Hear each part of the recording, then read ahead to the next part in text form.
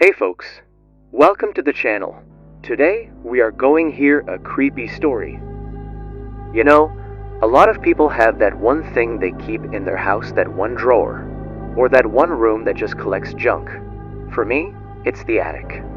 When my grandpa passed, I inherited his old house, and a good 80% of what was in it ended up in the attic. Old furniture, boxes of photos, tools he hadn't touched in decades. It was a museum of a life I only half knew.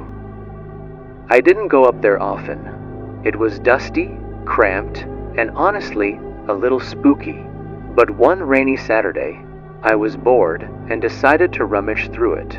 I found a box of old electronics, buried beneath a tangled mess of cords and a VCR that probably hadn't worked since the 90s.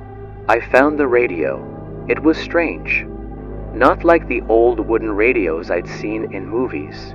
This one was all black metal, heavy, with a blank silver plate where a brand name should have been. The dials were smooth and cold, unmarked, except for a single red dot. The power cord was a thick, braided wire that looked older than the radio itself. It was just odd. But I've always been a sucker for old tech, so I carried it downstairs, dusted it off, and set it up on my kitchen table. I plugged it in, half expecting a puff of smoke. Nothing, just static. I fiddled with the knobs, trying to find a station, any station. The needle on the tuner didn't seem to move past the static. Just as I was about to give up, I heard it. A faint, clear voice. It wasn't a song. It wasn't a broadcast. It was a man's voice, flat and without any emotion, just reciting. Item 217, 24.5938, 321 Maple Street. Completed. The voice repeated this a few more times, then stopped, leaving only the hiss of static behind. I sat there, just confused.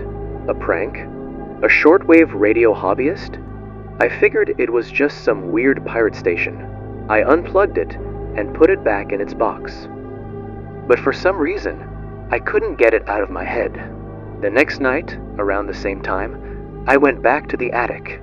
It was around 3:15 a.m. when I found myself back at that same spot, plugging the radio in. Sure enough, the same voice came on.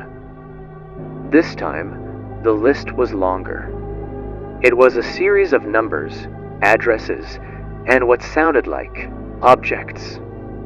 Item 6521, 4880, Oakwood Lane. A small silver locket. Item 9280, 192 Elderwood Drive. A wedding band engraved. The chill ran down my spine. The Oakwood Lane address was just a few blocks from my house. The Elderwood Drive one was an old, abandoned home on the edge of town. My mind raced, trying to find a rational explanation. I told myself I was overthinking it. The next day, I couldn't shake the feeling. I drove past the Oakwood Lane address. Nothing seemed out of the ordinary. A week later, I found myself listening again. Same time, same voice. This time, the list included an address I knew well. It was Mrs. Gable's house, the elderly woman who lived 2 doors down from me. The voice said, Item 1981, 297 Cedar Street, a porcelain doll with a chipped nose. My stomach dropped. I tried to tell myself it was a coincidence.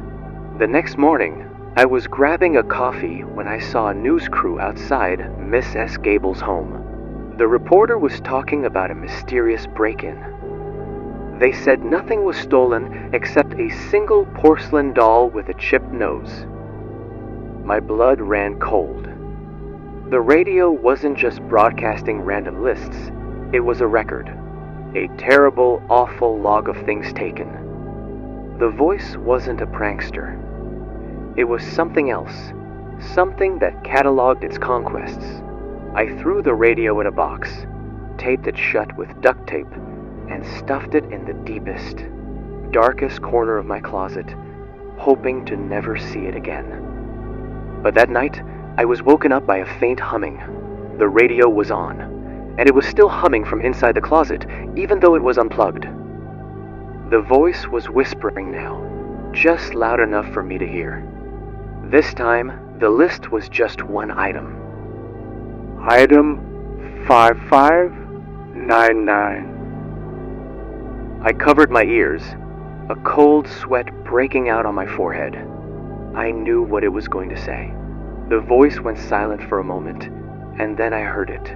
A single, final item. A human with brown hair, blue eyes, and a frantic heart. My breath caught in my throat. I tore open the closet door and ripped the radio from its box. I didn't care about the static. I just wanted to smash it, to destroy it. But as I pulled it out, I saw that the silver plate wasn't blank anymore. There was writing, and I could just make it out in the dim light of the hallway. It read, "Now transmitting." So, there you have it, folks.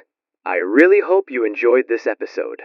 Don't forget to drop your thoughts in the comments below. I'd love to hear what you think.